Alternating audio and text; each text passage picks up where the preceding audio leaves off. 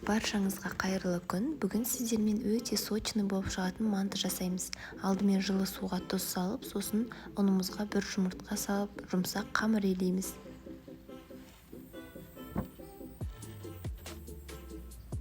Қамырды 20 минутқа иін қандырып, бетін крышкамен жауып қоямыз.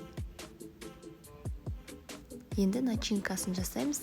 Алдымен асқабақ пен картошканы кішкентай 4 бұрыш етіп турап аламыз.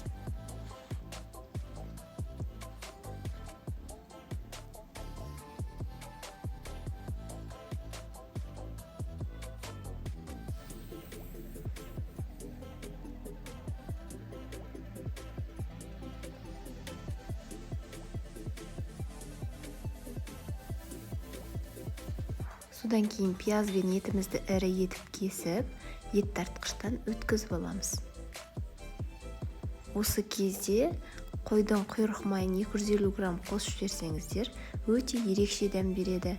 Біздің үйде ешкім жемейтін болғандықтан қоспадым, сіздер қосып көріңіздер. Барлығын өткізіп болған соң, тұз, бұрыш қосып араластырамыз.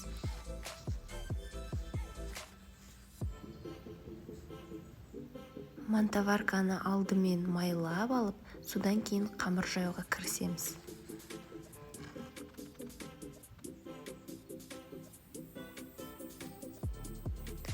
Қамырды екі шетін сәл басыңқырап жайсаңыздар, бір келкі болады. Осылай жайып болған соң, 4 бұрыш қылып кесіп, ішіне бір ас қасықтан толтырып начинкасын салып шығамыз.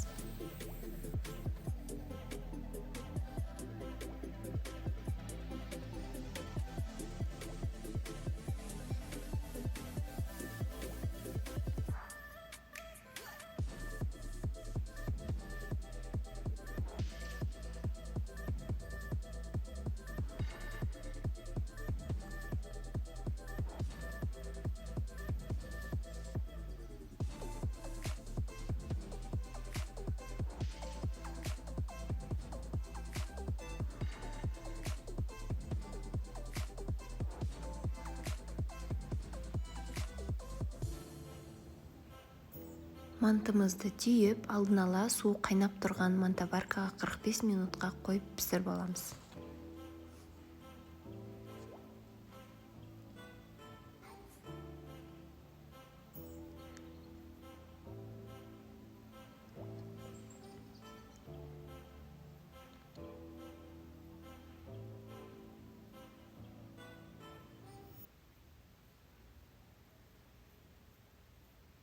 Біздің мантымыз дайын. Каналыма тіркеліп, лайк басуды ұмытпаңыз. Соңына дейін менімен бірге болғандарыңызға көп рахмет. Ас болсын.